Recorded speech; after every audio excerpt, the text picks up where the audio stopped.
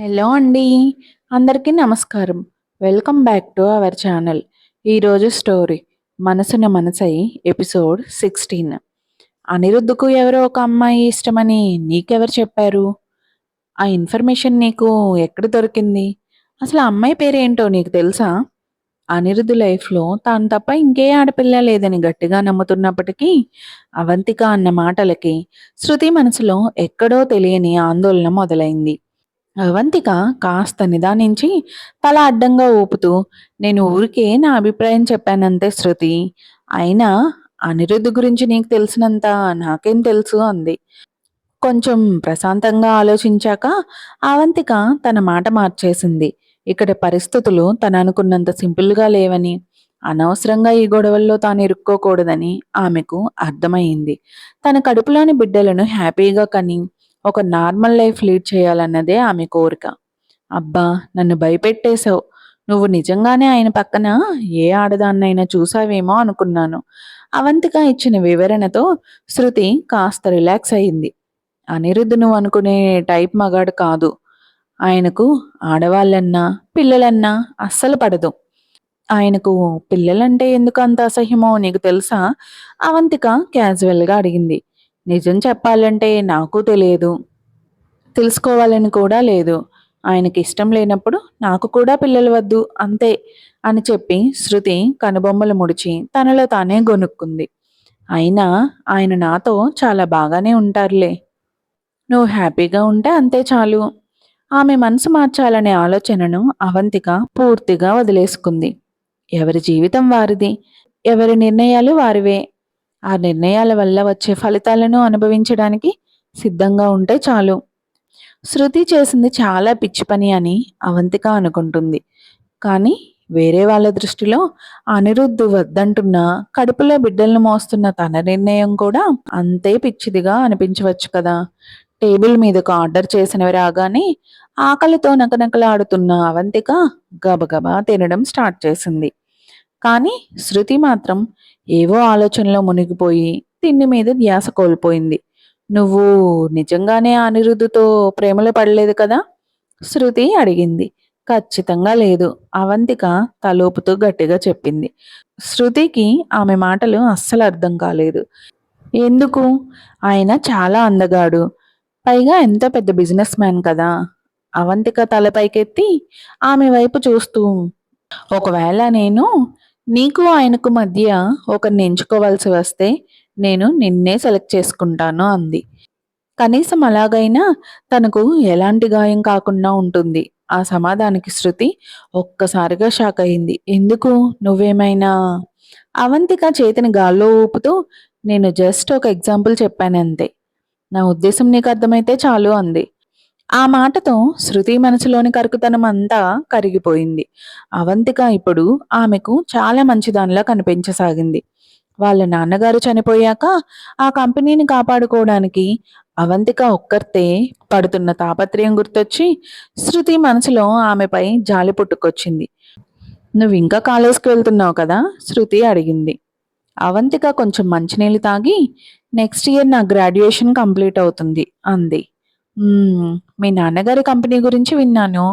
ఆయన చనిపోయారు కాబట్టి ఆ అప్పులతో నీకు ఎలాంటి సంబంధం లేదు. నువ్వు హ్యాపీగా చదువు పూర్తి చేసుకొని నీ లైఫ్ చూసుకోవడం బెటర్ శృతి సలహా ఇచ్చింది.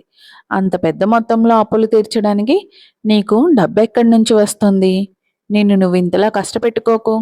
అవంతిక కళ్ళు దించుకుంది. ఏమీ మాట్లాడలేదు. చుట్టుపక్కల ఉన్న ప్రతి ఒక్కరూ విశ్వనాథ్ ఇండస్ట్రీస్ను వదిలేసుకోమని చెప్తున్నారు. 125 కోట్ల రూపాయలు అంటే చిన్న విషయం కాదు. ఆఖరికి తన సొంత తల్లి కూడా ఆశలు వదిలేసుకోమంది. కానీ సురేష్ గారు మాత్రం మన కంపెనీ తయారు చేసిన కొత్త ప్రోడక్ట్ మార్కెట్ను శాసించబోతుందని, ఈ ఒక్క గండం గడిస్తే చాలు మనకు తిరుగుండదని పదే పదే చెప్తున్నారు. అవంతిక మనసులో 2 రకాల ఆలోచనలు నిరంతరం యుద్ధం చేస్తూనే ఉన్నాయి. లంచ్ ముగిసే సమయానికి శృతి బిల్ పే చేసింది. వాళ్ళు ఆర్డర్ చేసిన వాటిలో ఎక్కువ ఆకుకూరలే ఉండడం వల్ల బిల్ పెద్దగా రాలేదు. అందుకే అవంతిక కూడా తానే పే చేస్తానని పట్టుబట్టలేదు. నీ ఫోన్ నెంబర్ ఇవ్వు. బిల్ పే చేసి టేబుల్ దగ్గరకు వస్తూ శృతి అడిగింది. దానివల్ల ఉపయోగం ఏముంది? అవంతిక అంది. త్వరలోనే నాకు అనిరుద్‌కు ఈ డివోర్స్ అయిపోతుంది. ఆ తర్వాత మనం మళ్ళీ కలుసుకోవడానికి ఎలాంటి కారణం ఉండదు కదా! అలా రిజెక్ట్ చేసేసరికి శృతికి కొంచెం కోపం వచ్చింది. కానీ ఇకపై అవంతిక మొఖం చూడాల్సిన అవసరం లేదు కదా అనే ఆలోచన ఆమెకు కాస్త ఊరటనిచ్చింది. అది కూడా నిజమే. ఆ రోజు వచ్చాక అనిరుద్ పక్కన ఉండేది కేవలం నేనొక్కదాన్నే. శృతి అవంతిక వైపు ఒక కఠినమైన చూపు విసిరి అక్కడి నుండి గర్వంగా నడుచుకుంటూ వెళ్ళిపోయింది. మధ్యాహ్నం 2:30 గంటలకు అవంతిక తన రిపోర్ట్స్ అన్నీ తీసుకొని డాక్టర్ను కలిసింది. డాక్టర్ ఆ రిపోర్ట్స్ అన్నింటినీ జాగ్రత్తగా పరిశీలించి తన కళ్ళద్దాలు సరిచేసుకుంటూ, రిపోర్ట్స్ అన్నీ చాలా నార్మల్‌గా బావున్నాయి. కానీ నువ్వు కవల పిల్లలకు జన్మనివ్వబోతున్నావు అంది. ఆ మాట వినగానే అవంతిక ఒక్కసారిగా షాక్‌తో అలా ఉండిపోయింది. ఏంటి? ఇప్పుడు కూడా ఈ పిల్లలను వదిలించుకోవాలే అనుకుంటున్నావా? డాక్టర్ నవ్వుతూ అడిగింది. ఇలా కవల పిల్లలు పుట్టే ఛాన్స్ లాటరీ తగలడంతో సమానం. నీకొకేసారి బంపర్ లాటరీ తగిలింది. అవంతిక గుండె అంతకంతకు వేగంగా కొట్టుకోసాగింది. కవల పిల్లలా? ఆమె ఇప్పటివరకు అలాంటి వాళ్ళ గురించి వినడమే తప్ప రియల్ లైఫ్‌లో ఎప్పుడూ చూడలేదు. ఒకవేళ నువ్వు అబార్షన్ చేయించుకోవాలనుకుంటే ఈ మొదటి 3 నెలల్లోనే చేయించుకోవడం మంచిది. రోజులు గడిచే కొద్దీ రిస్క్ ఎక్కువవుతుంది. అది నీకు, కడుపులోని బిడ్డలకు ఇద్దరికీ చాలా ప్రమాదం. ఇప్పుడు ఆల్రెడీ నీ లోపల ఆ చిన్న ప్రాణాలు ఒక రూపాన్ని సంతరించుకుంటున్నాయి డాక్టర్ వివరించింది. లేదు డాక్టర్, నేను ఈ పిల్లలను ఉంచుకుంటాను. నా బిడ్డలకు నేను జన్మనిస్తాను. ఆ క్షణంలో అవంతిక మనసులో ఒక బలమైన నిర్ణయానికి వచ్చేసింది. చాలా మంచిది. ఈ ఫామ్స్ ఫిల్ చెయ్యి. నీ పేరు మీద ఒక కొత్త ప్రెగ్నెన్సీ ఫైల్ ఓపెన్ చేస్తాను. హాస్పిటల్ నుండి అవంతిక బయటకు వచ్చేసరికి సాయంత్రం 4 గంటలయ్యింది. ఉదయాన్నే నిద్ర లేవడం వల్ల, మధ్యాహ్నం కంటి నిండా నిద్ర లేకపోవడం వల్ల ఆమెకు విపరీతంగా నిద్ర ముంచుకొస్తోంది. లోకమంతా ఆమె కళ్ళకు మసక మసకగా కనిపిస్తోంది. మనుషులు, కార్లు ఏవీ క్లియర్‌గా కనిపించట్లేదు. ఆమె ఒక క్యాబ్ మాట్లాడుకొని ఇంటికి వచ్చేసింది. నేరుగా తన రూమ్‌లోకి వెళ్ళి బెడ్ మీద పడగానే గాఢ నిద్రలోకి జారుకుంది. ఆమె కళ్ళు తెరిచి చూసేసరికి చీకటి పడిపోతోంది. ఆమె బెడ్ మీద అలాగే పిచ్చిదానిలా కూర్చుండిపోయింది. మనసంతా శూన్యంగా ఉంది. కడుపులో ఆకలి నకనకలాడుతోంది. ఆకలి వేస్తున్న సంగతి తెలుస్తోంది. కానీ ఒంట్లో ఓపిక లేక కదలలేకపోతోంది. అదే సమయంలో ఆమె ఫోన్ రింగ్ అయింది. స్క్రీన్ చూసి కాల్ లిఫ్ట్ చేసింది. అవంతిక, నేనిచ్చిన ఆ లిస్ట్‌లో ఉన్న వాళ్ళను ఎవరినైనా కాంటాక్ట్ చేశావా? అవంతిక వాయిస్ వినగానే అవతలి వైపు నుండి సురేష్ గారి గొంతు వినిపించింది. అవంతిక కళ్ళు దించుకొని గట్టిగా ఊపిరి పీల్చుకుంటూ, లేదు సురేష్ గారు, ఇంకా మాట్లాడలేదు. రేపు మాట్లాడతాను అంది. రేపు వీకెండ్ కదా! రేపైతే వాళ్ళు బిజీగా ఉంటారు. డిస్టర్బ్ చేయడం ఎందుకు? వీలైతే ఇప్పుడే ఒకసారి ట్రై చేయకూడదూ? సురేష్ గారు సలహా ఇచ్చారు. సరేనండి అవంతిక ఒప్పుకుంది. నీ దగ్గర ఆ పేపర్ ఉందా? లేదంటే మళ్ళీ డీటెయిల్స్ వాట్సాప్ చేయమంటావా? పర్లేదు సార్, నా దగ్గరే ఉంది. గుర్తుపెట్టుకో అవంతిక. ఈరోజే కొందరికి కాల్ చేయి.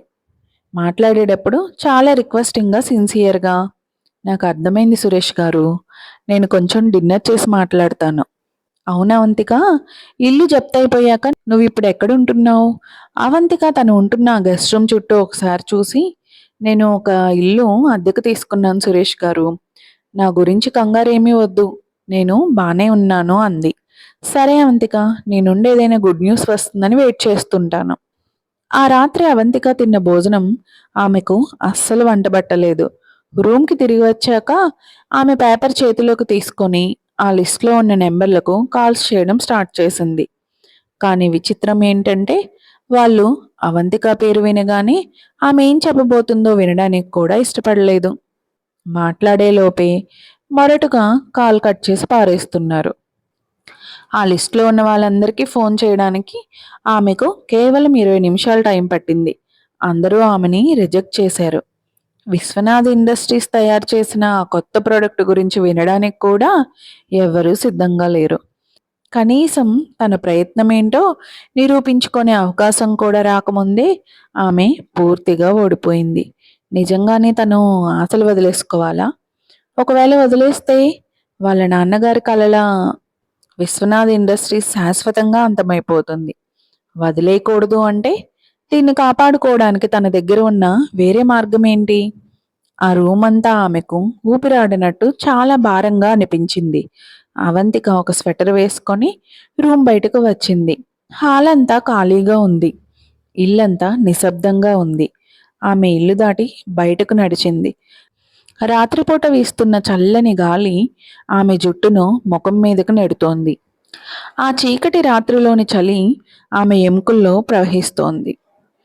ఆమె వీధిలో అలా నడుచుకుంటూ వెళ్తుండగా పాత జ్ఞాపకాలన్నీ ఒక్కసారిగా గుర్తొచ్చాయి. లోకానికి తను విశ్వనాథ్ ఇండస్ట్రీస్ వారసురాలిగా, ఎలాంటి కష్టాలు లేని ఒక మహారాణిలా కనిపించి ఉండవచ్చు. కానీ తనెన్ని రోజులు చల్లటి అన్నం తిని ఒంటరిగా అనారోగ్యంతో ఏడుస్తూ గడిపిందో ఈ ప్రపంచంలో ఎవ్వరికీ తెలియదు. అదే సమయంలో ఒక నల్లటి లగ్జరీ కారు ఆ ఏరియాలోకి ప్రవేశించింది. అది నెమ్మదిగా వచ్చి రోడ్డు పక్కన ఆగింది. కారు లోపల కూర్చున్న అనిరుద్ధు నెమ్మదిగా కళ్ళు తెరిచాడు. కారు కిటికీలోంచి చూస్తే స్ట్రీట్ లైట్ వెలుతురులో ఒక అమ్మాయి కింద రోడ్డు మీద కూర్చొని తన 2 కాళ్ళను గట్టిగా చేతులతో పట్టుకొని ముడుచుకొని ఏడుస్తోంది. దూరం నుండి చూస్తున్న అనిరుద్ధుకు అవంతిక భుజాలు ఏడుపుతో ఎగసిపడుతుండడం స్పష్టంగా కనిపిస్తోంది. మీకు ఈ స్టోరీ నచ్చినట్టయితే ప్లీజ్ సబ్స్క్రైబ్ చేసుకోండి, లైక్ చేసి షేర్ చేయండి. Thank you.